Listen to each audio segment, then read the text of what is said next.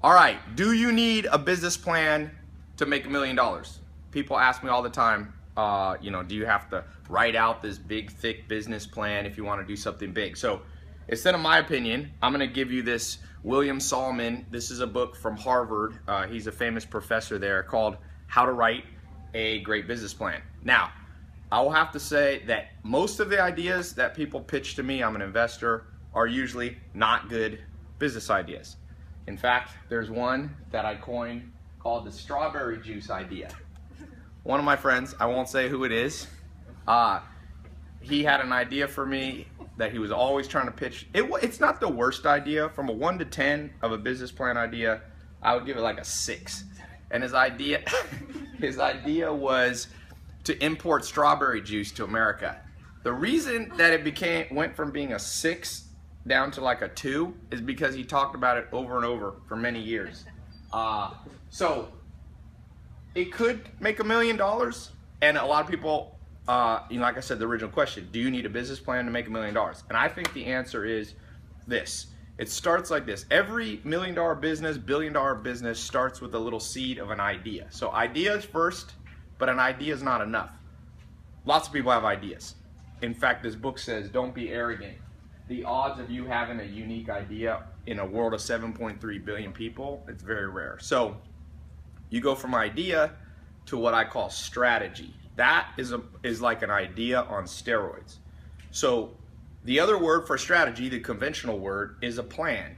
So what are the components of a good plan? Has anybody here ever tried to write a business plan?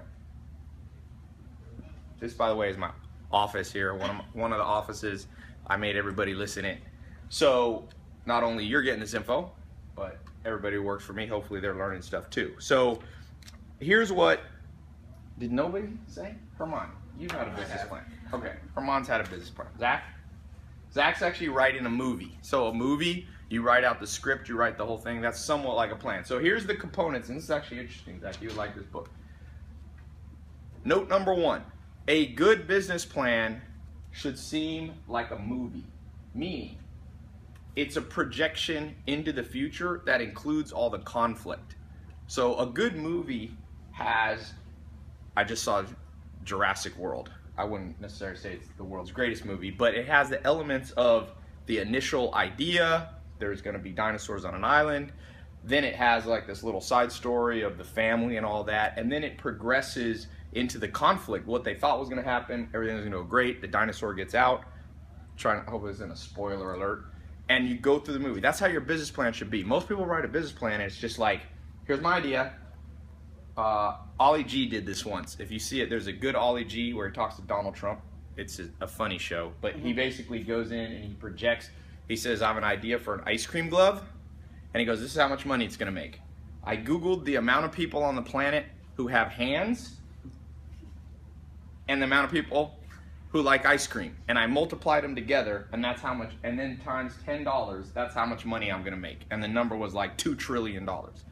And that's the element of a very bad business plan, because that's not how a movie goes. A movie is good, bad, conflict, how you resolve the conflict. So your business plan needs to include all of those things, not just the best case scenario. You wouldn't want to, if you went in and saw Jurassic World and you sat down and the movie's like, they made a park with dinosaurs, then the whole movie, everything goes great. No one would pay for that movie because it's fake.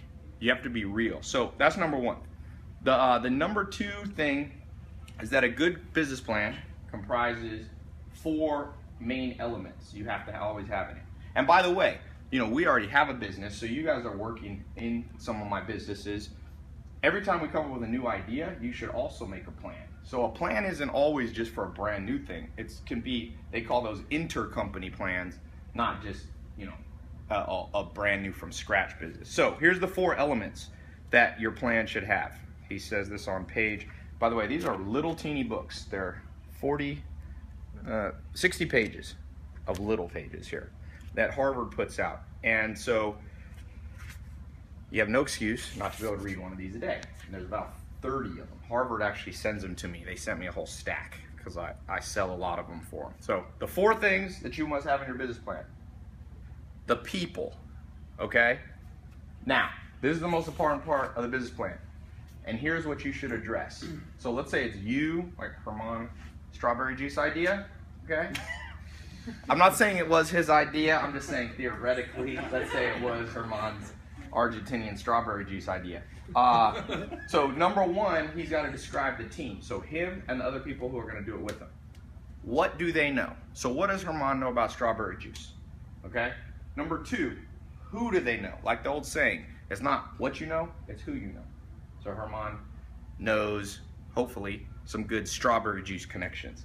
Number three, how well are you known? Is Herman already a player in the juice world?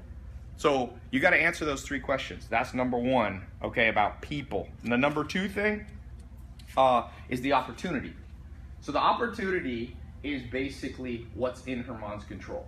So he goes, strawberry juice, the opportunities, there's $1 billion industry, people drinking juice, I'm going to market it, That's all about the opportunity. Most business plans just have the opportunity. The next thing, the third thing, is the context, which are the things outside of Herman's control. Like the regulations on importing juice. You need to address those because those are real things. And if you write a naive plan like, oh, I can just import strawberry juice from Argentina, it's not realistic. It's a bad movie. And then the fourth thing is the risk and reward. And you should always lay out, he says only a fool thinks they have something that has no risk to it. Okay, you always have risks. This is a direct quote. Among the many sins committed by business plan writers is arrogance. In today's economy, few ideas are truly proprietary. So that means for Herman to think that he's the first person that's thought of strawberry juice is very low odds. What's probably happened is somebody's tried to import strawberry juice and fallen on their face and gone bankrupt. So if Herman's arrogant, he won't look into why it failed in the past. If you think you're the first one who had the idea for Instagram or a movie or Snapchat or whatever, probably before Kevin Systrom started Instagram, there was 4 other people trying it. You must be humble enough to go, why were other people not able to pull it off? Okay? So remember that. Make a plan and stick to a plan, but make a good plan. It's not just an idea, it's a strategy.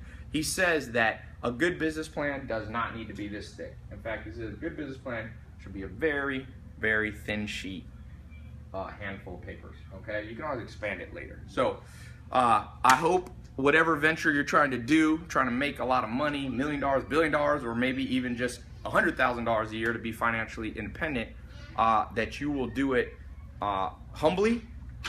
You'll think through all the characteristics and it'll be a well laid out movie, including all the good, the bad, and how you'll react to the bad to solve it, okay? So that's today's book of the day. Check it out on Amazon. You can buy this book or go direct to Harvard Business Review. So question for you. What is your current idea? And write a comment below a few little points that you can elaborate on your idea. You don't have to give it all in the comments here, but leave a little comment on an additional strategy that you can add to start rounding out your basic idea. Okay? Everybody got it? Questions real quick. Anybody have a question on strawberry juice? Anybody have a comment on business idea that you tried, didn't work? Herman, tell us about a business idea. Strawberry juice, huh? I don't know what he's talking about. Herman doesn't want to be named as I was just using my hypothetical. Herman has a paintball company. Adventure Park. Adventure Park. And it started out, whose idea was it? Whose idea? Mine. What was your idea? And how did it turn into a plan? Like now you're working on all this architecture, design, and building it out. Do you have it written out? No. Okay. There's a saying. If you don't have it written out, I can probably guess how much money you're making. And it's not as much money as you could be making. So, that's even though Herman here works here, not to embarrass you, but write something out, even if it's just a little bit. Somebody else. Yes. I was writing a plan and I was so stuck on a lingerie line, and when I started writing all the statistics and like getting the SWOT analysis for it, I had to wreck and roll it. I was like, this is a garbage idea. So that's I completely changed my focus to something else, and I had to be like, it's okay. I spent a lot of time researching and trying to do this, but it's not going to work. So Yasmin found, that's the other good thing about a business plan. It forces you to have discipline to really look into whether it's worth devoting a large amount of years of your life to. So cool. So there's a few comments. If you have any, leave it below, and I'll talk to you soon.